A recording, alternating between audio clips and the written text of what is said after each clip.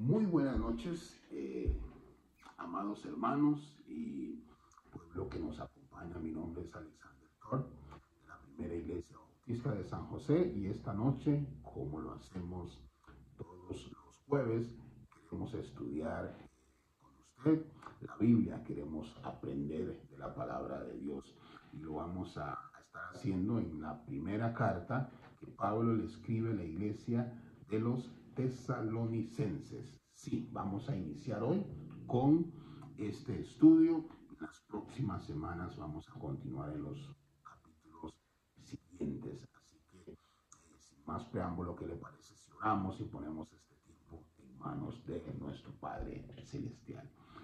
Padre, damos gracias y alabamos tu nombre por tu bendición, por el privilegio de presentarnos ante ti con la intención de ser llenos de tu palabra, de ser llenos de tu Espíritu Santo, preparados y aptos para toda buena obra. Te rogamos que en este tiempo tú puedas manifestar tu poder para que la palabra sea esparcida a los corazones de todo oyente y que sirva para edificación, para dar fruto. Y en el caso de tu siervo, que me permitas poder presentarla con diligencia, con gracia y también por el poder de tu Espíritu Santo, no confiando para nada en nuestras habilidades, sino confiando en que conforme a tu palabra, tú eres mi Señor, el que lleva la obra a través de nosotros. Y esto te lo pedimos en el nombre de Cristo Jesús, Señor nuestro. Bien, primera carta a los tesalonicenses. Vamos a estar leyendo el capítulo 1, versículo 1 al 10. Vamos a caminar por allí. ¿Qué le parece si leemos? Dice: Pablo, Silvano y Timoteo, a la iglesia de los tesalonicenses, en Dios Padre y en el Señor Jesucristo.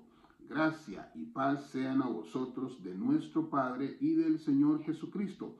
Damos siempre gracias a Dios por todos vosotros, haciendo memoria de vosotros en nuestras oraciones, acordándonos sin cesar delante del Dios y Padre nuestro, de la obra de vuestra fe, del trabajo de vuestro amor y de vuestra constancia en la esperanza en nuestro Señor Jesucristo. Porque conocemos, hermanos amados de Dios, vuestra elección. Versículo 5. Pues nuestro evangelio no llegó a vosotros en palabras solamente, sino también en poder, en el Espíritu Santo y en plena certidumbre, como bien sabéis cuáles fuimos entre vosotros por amor de vosotros. Y vosotros vinisteis a ser imitadores de nosotros y del Señor, recibiendo la palabra en medio de gran tribulación, con gozo del Espíritu Santo. De tal manera que habéis sido ejemplo a todos los de Macedonia y de Acaya que han creído. Porque partiendo de vosotros ha sido divulgada la palabra del Señor, no solo en Macedonia y Acaya, sino también en todo lugar. Vuestra fe en Dios se ha extendido, de modo que nosotros no tenemos necesidad de hablar nada. Porque ellos mismos cuentan de vosotros la manera en que nos recibisteis y cómo os convertisteis de los ídolos a Dios, para servir al Dios vivo y verdadero, y esperar de los cielos a su Hijo, al cual resucitó de los muertos, a Jesús, quien nos libra de la ira venidera. Alabado sea el Señor por su palabra. Sí, demos un poquito de contexto de lo que sucedía en ese tiempo para poder entender también esta carta. El escritor es Pablo. Pablo es apóstol, como él bien se identifica en muchas de las otras cartas o epístolas. Silvano o Silas, quien lo acompaña, es un emisario también de los apóstoles o de los ancianos que estaban en Jerusalén en ese tiempo, de modo que ellos enviaron a Pablo y a Silas a llevar el evangelio a los gentiles por todas las regiones de Asia Menor y parte de Europa. Y también Timoteo. Timoteo es un joven discípulo de Pablo que también viajaba con ellos o viajó con él en varias ocasiones. Pues, ok, Tesalónica o Salónica, que es también otro nombre que tiene, que incluso es el nombre que tiene el día de hoy, Tesalónica, ok, era la capital de la provincia romana llamada en ese tiempo Macedonia. Era la capital, era un puerto.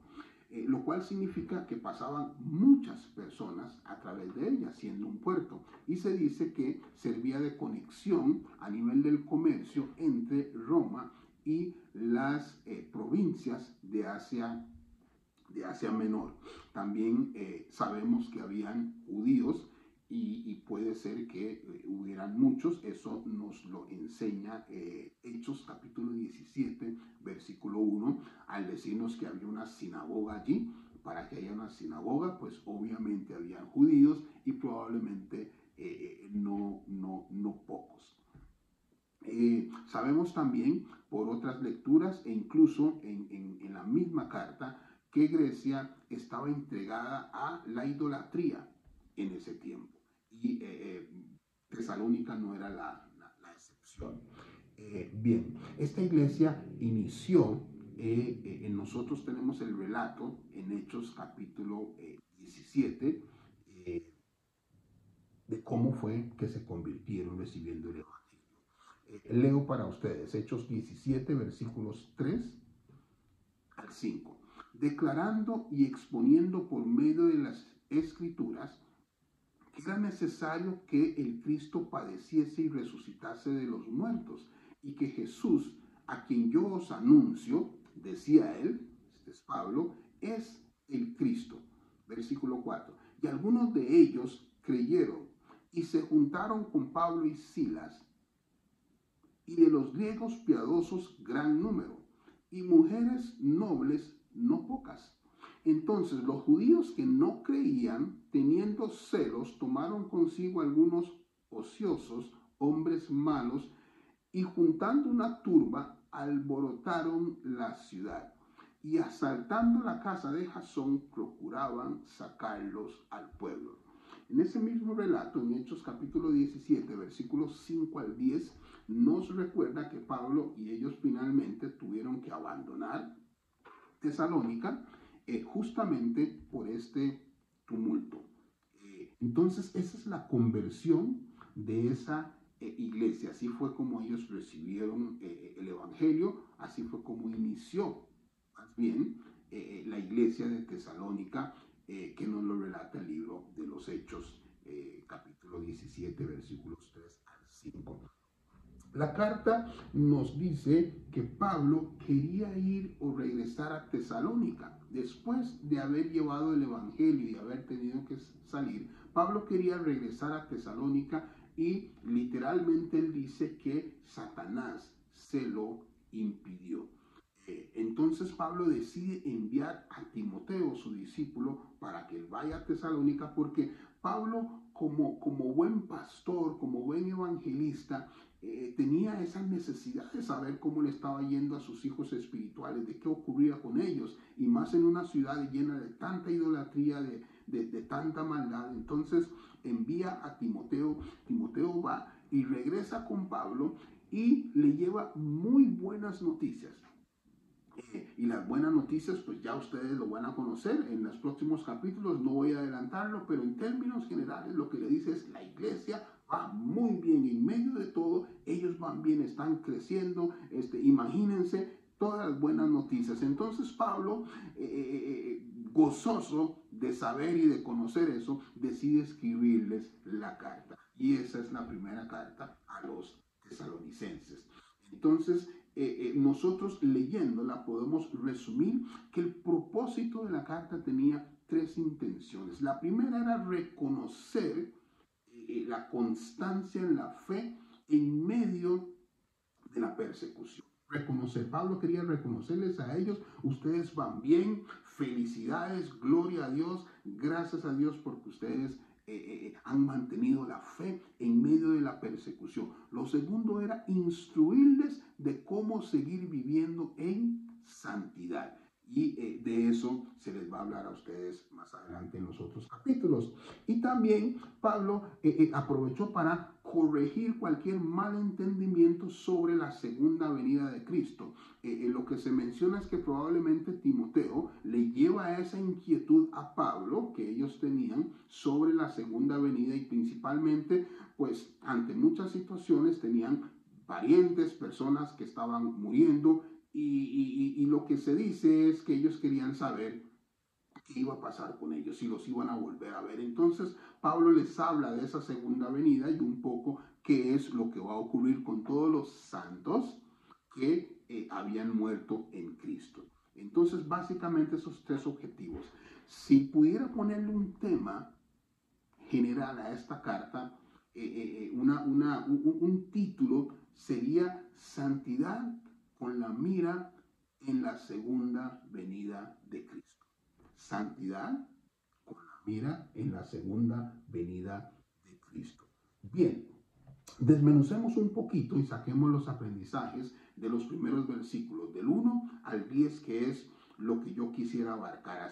Hasta aquí ya les di contexto, idea de general de la carta, pero llegamos entonces al versículo 1, que es el saludo, ¿verdad? Dice Pablo, Silvano y Timoteo a la iglesia de los tesalonicenses en Dios Padre y en el Señor Jesucristo. Gracia y paz sean a vosotros de Dios vuestro Padre y del Señor Jesucristo. Primero Pablo menciona a los que lo acompañan. Por eso se cree que no solamente él lo escribió, sino que lo acompañaban Timoteo y Silas, o Silvano. Silas y Silvano es la misma persona. Silvano es el nombre griego para Silas. Entonces estas tres personas, ellos estaban juntos. Y Pablo hace dos cosas. Uno de ellos es que confirma que ellos están unidos con el Padre, que ellos son uno. Miren que dice, a la iglesia de los tesalonicenses en Dios Padre y en el Señor Jesucristo.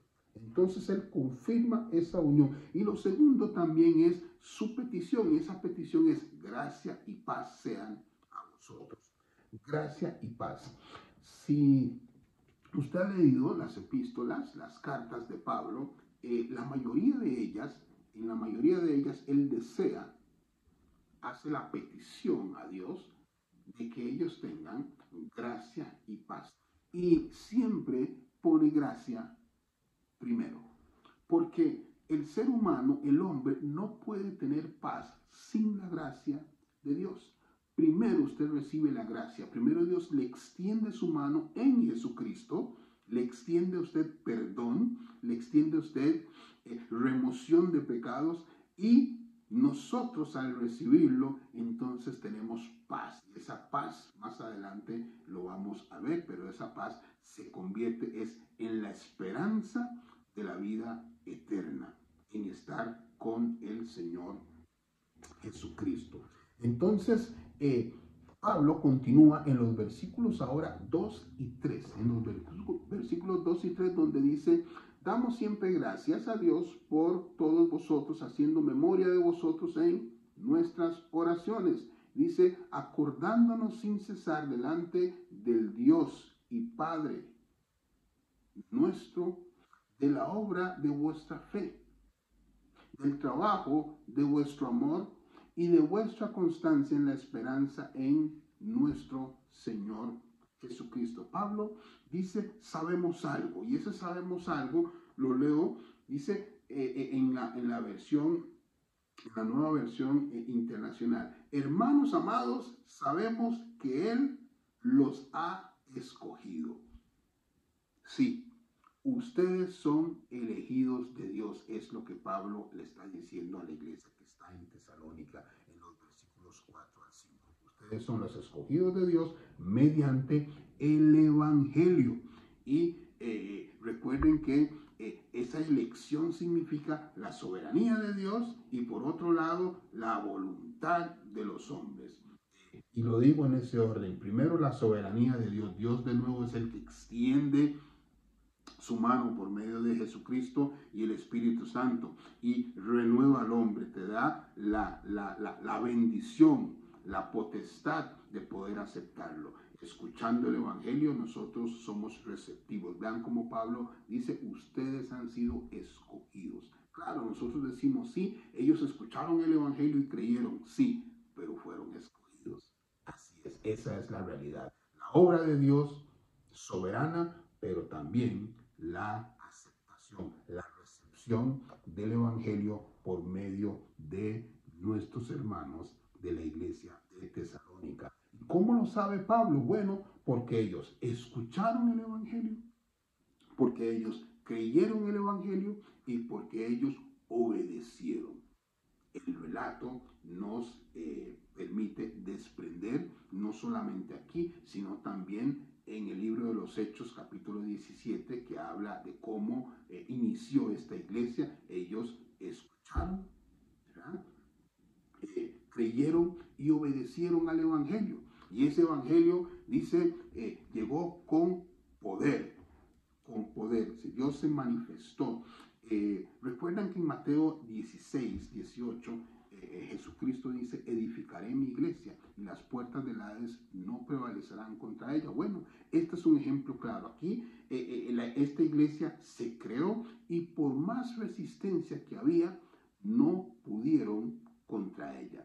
Y también nos relata y nos dice 4 cosas. Que ese evangelio llegó no solo en palabra, sino que también llegó en poder. Seguramente milagros, seguramente hubo manifestación del Espíritu Santo, obras claras, visibles, por lo cual Pablo dice en poder, no solo en palabra, en el Espíritu Santo, la manifestación del Espíritu Santo y finalmente en plena certidumbre, en esa convicción. El Espíritu Santo le permitió a los que creyeron poder reconocer que lo que Pablo les llevó venía de Dios. Esa es la certidumbre, la convicción que ellos tenían, que esa era verdad divina. Y eso fue por medio del Espíritu Santo. Por eso él dice que llegó con poder, no solamente por medio de palabra, por medio del Espíritu Santo. Y la aplicación para nosotros es que el Evangelio debe seguir siendo predicado. Tiene que seguirse predicando el Evangelio para que haya transformación, para que los creyentes puedan reconocer el llamado de Dios. También en los versículos 2 y 3, Pablo nos dice que ellos daban gracias. Él daba gracias por la iglesia. Estaba gozoso. Pablo confirma la oración que él hacía por medio o para ellos y también les resalta 3 características por las cuales él daba gracias a Dios. Y la primera de ellas en el versículo 3 es por las obras de vuestra fe. Era una iglesia que tenía fe, pero claramente se manifestaba en obras. También ellos tenían obras de amor. Dice, del trabajo de vuestro amor. Es otra frase que se desprende del versículo 3. Y la tercera característica de esta iglesia es la constancia en la esperanza en nuestro Señor Jesucristo. 3 cosas que se desprenden en ese versículo 3, donde él dice, acordándonos sin cesar delante de Dios y Padre nuestro, de la obra de vuestra fe, del trabajo de vuestro amor y de vuestra constancia en la esperanza en nuestro Señor Jesucristo. En 1 Corintios capítulo 13, versículo 13, Pablo nos dice lo siguiente, y ahora permanecen la fe, la esperanza y el amor, estos 3, pero el mayor de ellos es el amor. 3 características, qué curioso, que Pablo lo recordó en 1 Corintios capítulo 13 y en esta carta, la primera carta a los tesalonicenses, él confirma que esta iglesia tenía estas características. Esta era una iglesia ejemplar sin ninguna duda. Y de eso nosotros queremos hablar a continuación, de lo ejemplarizante que era esta iglesia en Tesalónica, que es del versículo 6 al 10. Y era ejemplar porque esta iglesia tuvo un cambio radical. De eso vamos a hablar más adelante, pero primero nos dice en el versículo 7, de la manera que habéis sido ejemplo a todos los de Macedonia y de Acaya que han creído. O sea, esta iglesia de Tesalónica fue ejemplo para toda la zona sur de Grecia, Macedonia y Acaya, que estamos hablando de una población muy importante y llena de gentiles. O sea, esta iglesia fue bendición para propagar el evangelio. Fue una iglesia especial, ejemplar. Entonces, él los confirma. ¿Ok? Entonces, Pablo da gracias hasta aquí por la iglesia, ¿sí? Da gracias, confirma que son una iglesia de fe, de amor y de esperanza, segundo punto, en los versículos 2 y 3. Luego les afirma que ellos son escogidos en el versículo 4 y 5. Son escogidos por medio del evangelio, importante, por medio del evangelio. Son confirmados por Dios. El Espíritu confirmó que ellos eran escogidos, por eso se manifestó en ellos. Y finalmente, del punto que estamos hablando acá, es que son una iglesia ejemplar. Una iglesia ejemplar. Bueno, ¿cuáles son los ejemplos? Bueno, son seguidores de Cristo. Eran ejemplo de ser seguidores de Cristo. Todos los demás en los alrededores, como nos lo dice el versículo 6, se dieron cuenta de que ellos eran seguidores de Cristo. Dice, y vosotros vinisteis a ser imitadores de nosotros y del Señor, recibiendo la palabra en medio de gran tribulación con gozo del Espíritu Santo. Entonces, Pablo afirma, ustedes nos siguen a mí y al Señor Jesucristo. Evidentemente, Pablo, Silas o Silvano y Timoteo seguían a Jesucristo. Los de Tesalónica aprendieron eso de ellos, por lo cual también eran seguidores de los apóstoles y de Jesucristo. Entonces, ellos también hacían las mismas obras que los apóstoles y las que también Jesucristo dejó. Y dice que ellos recibieron la palabra en medio de la tribulación y lo recibieron con gozo del Espíritu Santo. Entonces, ejemplo de qué era la iglesia, eran ejemplo de ser seguidores de Jesucristo. Luego eran ejemplo de propagar el evangelio. En el versículo 8 nos recuerda, porque partiendo de vosotros ha sido divulgada la palabra del Señor, no solo en Macedonia y Acaya, ojo, sino que también en todo lugar vuestra fe en Dios se ha extendido. ¡Wow! De modo que nosotros no tenemos necesidad de hablar nada. Imagínense que el evangelio salió de ellos. La noticia de lo que sucedió con ellos y también ese mensaje del evangelio se iba divulgando por todas partes. O sea, todos sabían de la fe de la iglesia que estaba en Tesalónica. ¡Qué bendición! Versículo 9. También eran ejemplo ellos de arrepentimiento, de un cambio radical, visible.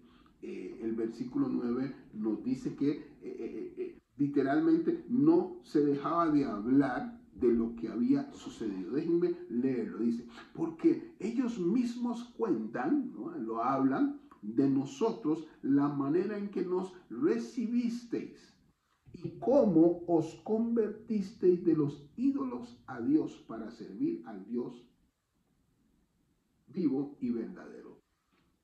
Ellos pasaron de ser idólatras. Recuerdan que dijimos que esta Grecia entera estaba entregada a la idolatría. Ellos pasaron de adorar a ídolos para ahora adorar al Dios vivo. O sea, cambio radical. Pasaron de acá a acá. Se manifestó, se vio la obra del Espíritu Santo, de tal forma que no dejaban de hablar de ello. Y eso es lo que sucede en la vida de cualquier persona en la que Dios llega a manifestarse. Un cambio radical, evidente. Al final se tiene que ver en cualquiera que diga, soy creyente, soy hijo de Dios. El Espíritu Santo hace esa obra. Y la iglesia que estaba en la iglesia de Tesalónica en ese tiempo no era la excepción.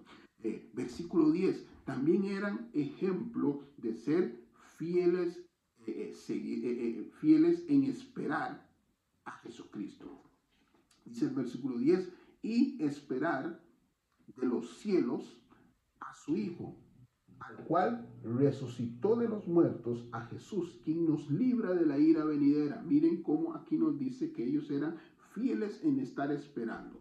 Fieles, dice la versión Dios habla hoy, dice que ellos ansiaban, ¿verdad?, la venida, el retorno de Jesucristo. Imagínense que ellos no vieron a Jesús, ellos no lo conocieron, ellos recibieron igual que nosotros el testimonio a través de los apóstoles. ¿Verdad? Nosotros lo recibimos a través de la palabra que está escrita. Ellos recibieron a Pablo y ellos fueron empoderados por el Espíritu Santo, transformados radicalmente y conocieron que Jesucristo regresaría y vendría exactamente así como ascendió en los cielos. Vendría de los cielos. Reconocieron también que era el Hijo de Dios y que Jesús es el que resucitó de los muertos. Tres cosas en ese versículo 10 que es importante resaltar. Al igual que el último punto. Dice, quien nos libra de la ira venidera. Sabiendo ellos ahora de la gran bendición que tenían en Cristo, también Pablo no se olvida de recordarles a ellos que Jesucristo no solamente es el que en quien tenemos esa esperanza de vida eterna, sino también es el que nos libra de esa ira venidera, que es la eterna condenación, porque al final cuando Jesucristo regrese, va a regresar para bendecir a aquellos que han creído en Él y por otro lado va a traer a juicio, a condenación a aquellos que no han creído. Entonces es bueno que nosotros sí afirmemos esas dos verdades y sepamos que vamos a estar con Él y que también Él nos librará de esa ira venidera, que esa ira venidera no se compara con ningún sufrimiento que podamos tener aquí sobre la tierra de los vivientes. Ninguno. Y que bien vale la pena sufrir cualquier situación esperando nosotros que nuestro Señor regrese. Y óiganlo bien, aunque sea perder la vida, lo decía Pablo, ¿verdad? Para mí morir es Cristo. Definitivamente, aunque nosotros perdamos la vida, no debemos de perder esa esperanza, porque es nuestro culto racional, sigue siendo temporal. Cualquier sufrimiento es temporal, aún perder la vida. Nuestra vida así es temporal. No importa la cantidad de años que usted reciba, es temporal. Y ese es nuestro culto racional, es nuestra forma de pensar, es la adoración nuestra, sabiendo que finalmente vamos a entregar este cuerpo y que vamos a recibir un cuerpo glorificado. Bien, ¿qué clase de iglesia es la iglesia en Tesalónica? Una iglesia trabajadora, una iglesia receptora de la palabra de Dios, receptora del evangelio, una iglesia misionera. través de ellos se extendió el Evangelio en el resto de las regiones de Grecia, Macedonia y Acaya específicamente. Una iglesia expectante era la iglesia en Tesalónica, expectante del regreso de Cristo. Por lo tanto, tenían ese compromiso de vivir en santidad mientras lo esperaban. Y también, por supuesto, eran una iglesia ejemplar. El Señor nos permita a nosotros poder ser también no solamente iglesia ejemplar, sino también discípulos, seguidores ejemplares. Estoy muy esperanzado en ver todo lo que vamos a aprender y lo que el Espíritu Santo va a transformar en nosotros a través del estudio de la palabra y específicamente caminando a través de la carta que Pablo le escribe a la iglesia en Tesalónica, a la primera carta. Eso es todo por hoy. Vamos a orar y dar gracias a Dios. Padre, te alabamos, bendecimos tu nombre, damos gracias, sí, porque tú eres bueno, Dios, porque nos has dado tu palabra y porque tenemos el privilegio de poder escudriñarla, de poder aprender. Quieras tú, mi Señor, manifestarte con poder y gloria, así como lo has hecho a lo largo de los tiempos, a lo largo de los años, y como lo hemos leído, que lo hiciste en la iglesia en Tesalónica, que nosotros seamos testigos de la misma forma, trabajadores, llenos del Espíritu Santo, que el Evangelio se propague a través de la primera iglesia bautista y a través de tu iglesia sobre toda la tierra, que no tiene nombre, sino que el nombre es sencillamente el de Cristo Jesús. Gracias te damos, Señor, que tu palabra pueda dar fruto para honra y gloria de tu nombre. En el nombre de Cristo Jesús. Amén. Nos vemos pronto.